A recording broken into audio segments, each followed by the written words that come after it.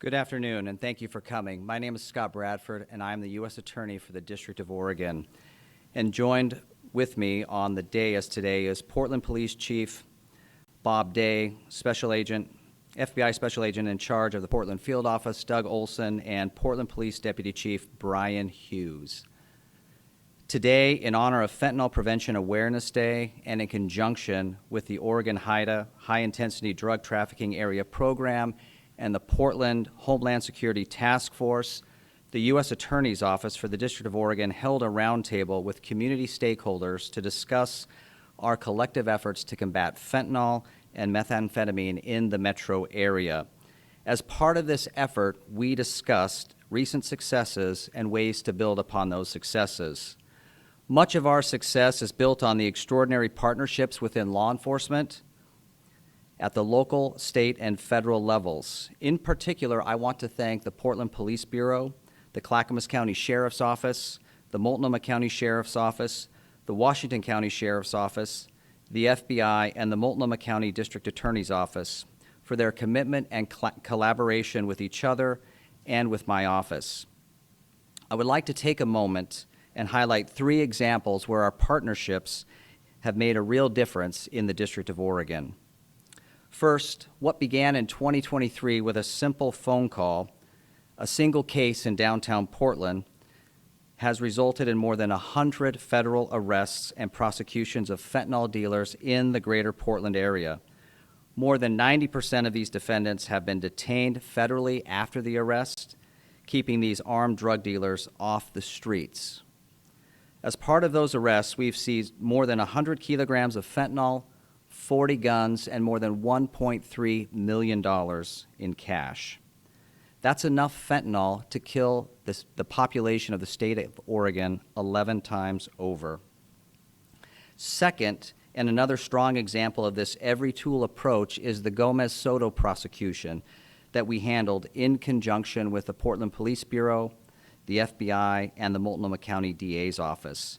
The defendant in that case sold fentanyl to a young man who died as a result. The Portland Police Bureau, assisted by HSI and the FBI, investigated. The case was originally charged by the Multnomah County District Attorney's Office and later referred to our office, where we prosecuted it as a Len Bias case. The defendant was convicted and ultimately sentenced recently to 21 years in prison.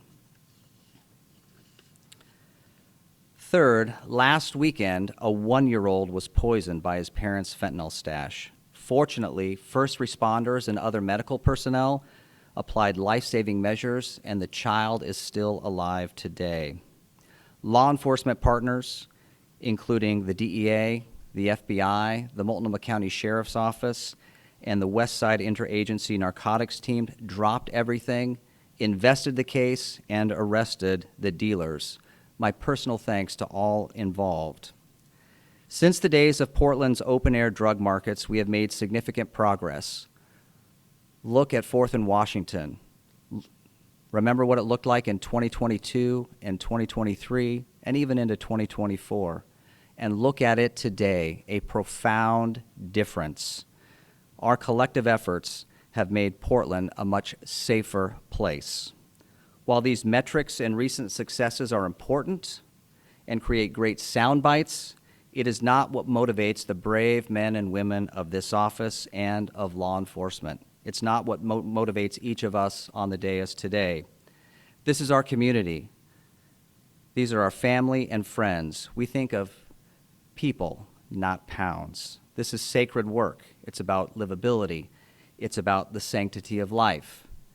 It is about promise and progress, the promise and progress of our cities, the promise and progress of our counties, the promise and progress of our state. But most importantly, it is about the promise and progress of individuals and families within our communities.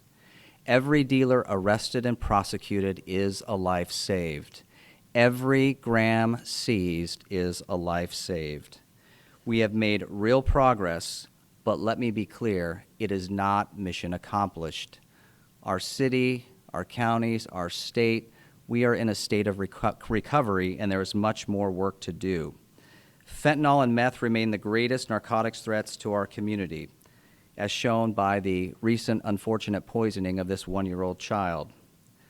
There is more work to do, including our focus on dealers targeting public housing and treatment centers. We cannot and will not tolerate dealers on our streets, outside of our clinics, or inside our public housing. To any would-be dealers, my message is simple. If you deal fentanyl within the downtown area, within the metro area, I will use every tool at my disposal to bring you to justice.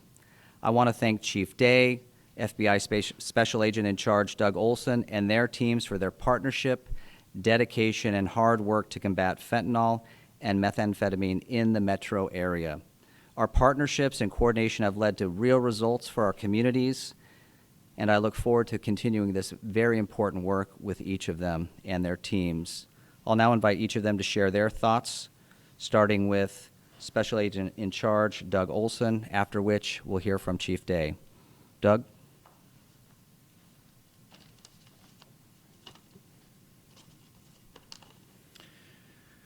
Thank you, U.S. Attorney Bradford. I also want to acknowledge and thank all of our partner agencies for being here today, as well as members of the media who help us keep our community informed.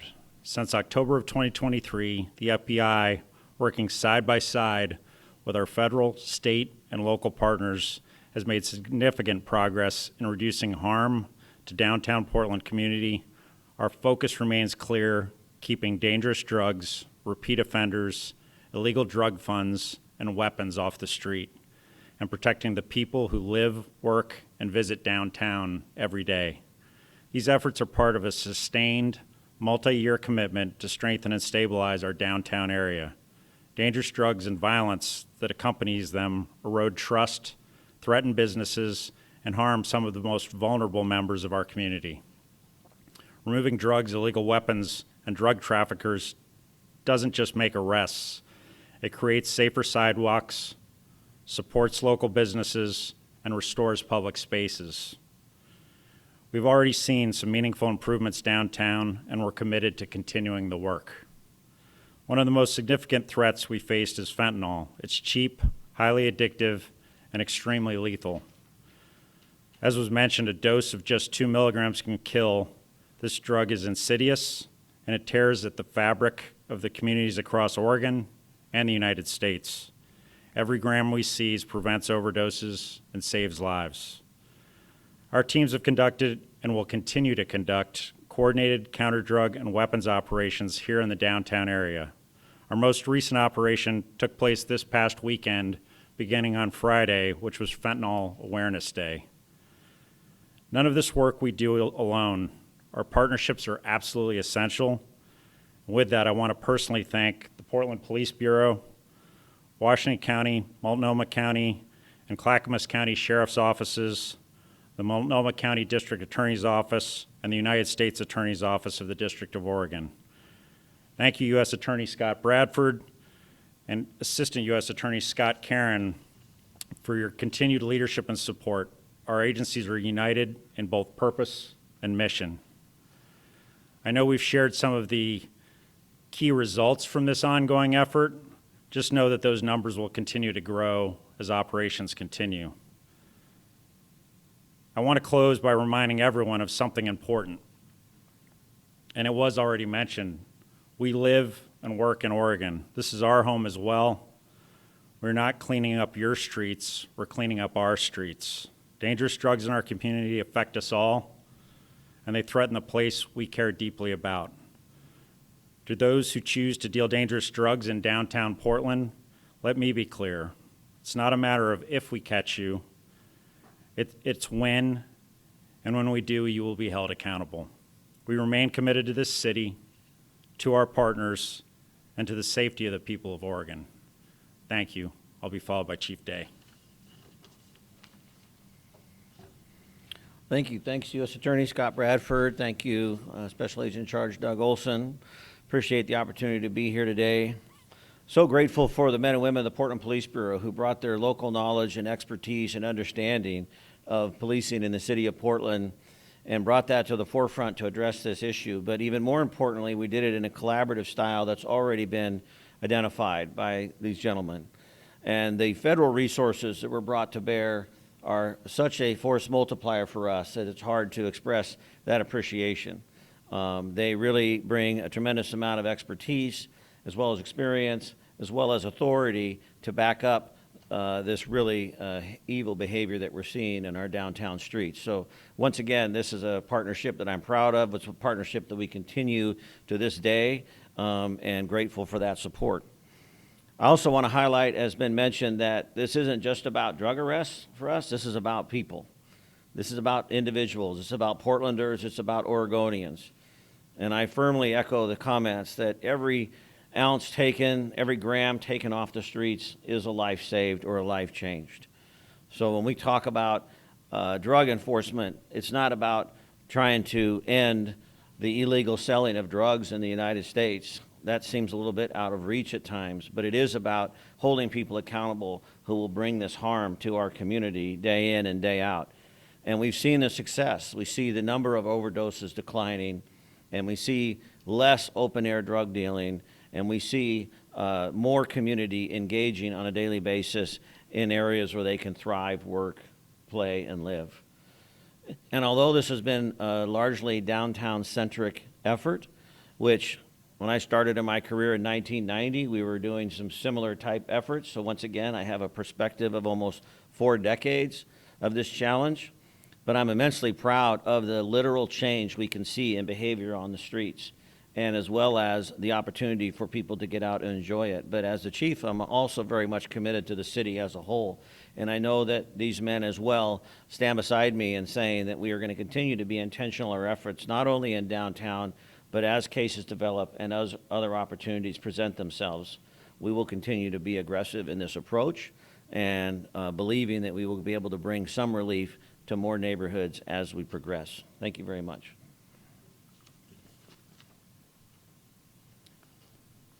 Thank you. Questions? Yes, sir.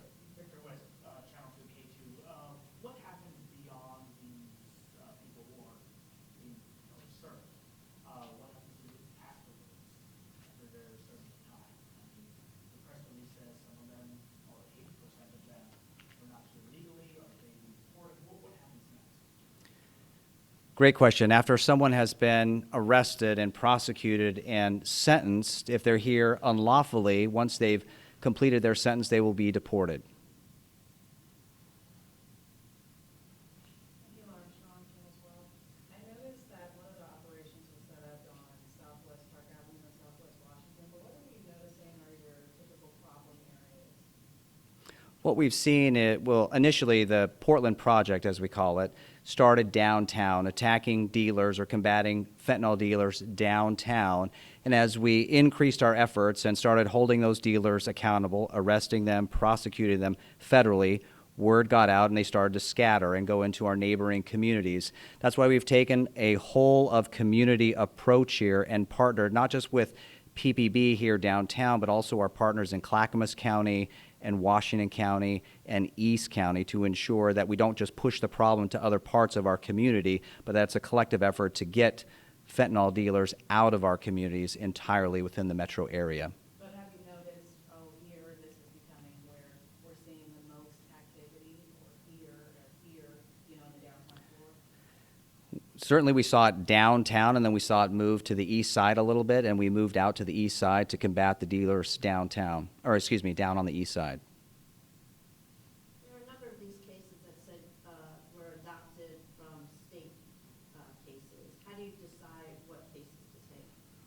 We work with our local and state counterparts, Portland Police Bureau, the sheriff's offices, and the Multnomah County DA's office, or if appropriate, another elected district attorney's office, to decide whether a case should stay there or be adopted or referred federally.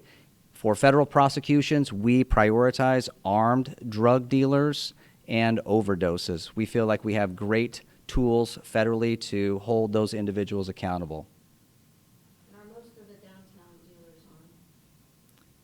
We've recovered more than 40 guns through this effort. So a little more than 100 arrests and more than 40 guns have been taken off the street. So a significant number were armed dealers downtown. Paul Moen, KBW. I wanted to ask about like the last mission. You said that there was one on Friday and into Saturday. Kind of walk us through what these look like. I know you said all these different agencies are involved, but I'm just curious, kind of like the boots on the ground. What do these efforts look like? So the missions are organized between the FBI and PPB and this office, where we talk about the mission, what we're going to do, and then it's executed. I'll leave the operational details to my federal law enforcement partners and defer to Doug or Chief to talk about that more. I can talk a little bit about it. The particular one on Friday was the case with the 1-year-old that AUSA Bradford had talked about. And I think in that case, our Washington County Task Force received a call. There was a 1-year-old that was non-responsive. They went in and they basically determined pretty quick that it was an overdose. They took the appropriate measures and brought the child back, but at the same time they realized that was a potential Len bias case, and they reached out to federal authorities at the FBI and the U.S. Attorney's Office to work that case jointly. And I think just about every team in the Portland area was involved in some point on that case. You want to talk at all about the missions themselves or what they look like? Hello, everybody. Brian Hughes, Deputy Chief, Portland Police Bureau. Currently the Deputy Chief, but previously the Commander of Central Precinct, so I'm intricately familiar with the missions and how they operate and where we focus those missions. And typically, we combine narcotics officers who have experience in making phone calls and arranging deals with our bike teams. You may have seen the mountain bike officers that go around downtown. They're very familiar with kind of the layout of downtown, the flow of downtown, how things go, and they can move quickly in and make arrests quickly. And so by partnering these teams up along with the prosecution, assistance from the U.S. Attorney's Office, we're able to really make a difference down there. And then touching on the question earlier about how do we focus these missions, it's really a combination of a multitude of factors. A lot of it's community driven when we're hearing community complaints about, I think you were talking about the park blocks and being a place. And as a Central Precinct Commander, I certainly dedicated resources to that area. But I know that the missions they take a lot of input from community on where to operate. And so that drives a lot of where we go. And as was mentioned earlier, that we focus on one area and the group moves to another area. We're flexible and we'll move to that and we'll continue to move to that to ensure that the entire metro area receives the benefit of this work. Coming in with KXL, Brian, I don't know if you're the person to answer this, whoever thinks they want to take it. Outside of an emergency situation like a child overdose or any kind of overdose, really, how long can it take on average to put together one of these missions? So the missions are very flexible, and it's this is not traditionally the work of these units. So these units are involved in more of the higher level interdiction type work. But we just found such a unique situation here in Portland where everything was happening all at once with social unrest, COVID, multitude of factors that resulted in Portland being a real hotspot. And so we're able to put these missions together on an ad hoc basis because all these units have full-time work that they do, as well as the U.S. Attorney's Office in prosecuting federal cases. So we've all made it a priority and carved out time. It does not take very long to put these missions together. We try and plan them about a month ahead of time so that everybody knows and can come together and be in the same location at once, but about a month. I want to add a little bit about the Portland Project and just give it some context so we're all on the same page here. The Portland Project, as we call it here, is really an innovative solution to the fentanyl problem within Oregon. You talk about a lot of street-level dealers being arrested and prosecuted federally. That doesn't happen everywhere within the United States. We work with our local partners, our state partners, to look at our local dynamic. What is the issue?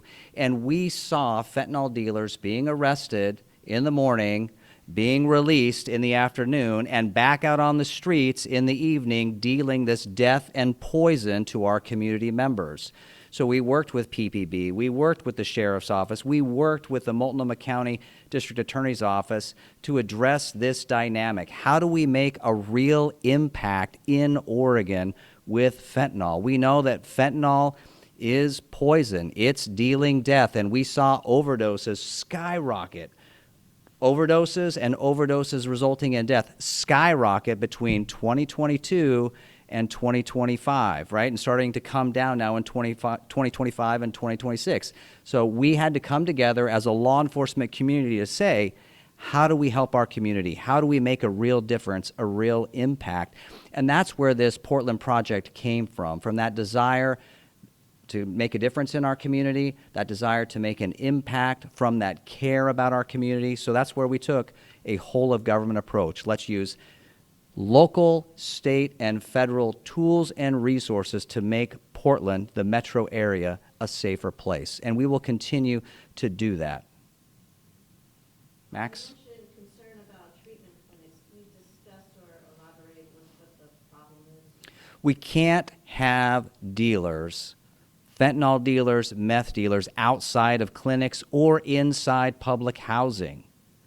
We need to give people who are in recovery a safe place to continue that recovery. We just can't tolerate that. So we've worked with the chief and the mayor's office to talk about how do we target fentanyl dealers who are targeting public housing and treatment clinics to really give those people in recovery a safe space to continue their journey. Any other questions? Well, thank you for coming this afternoon. We appreciate your time.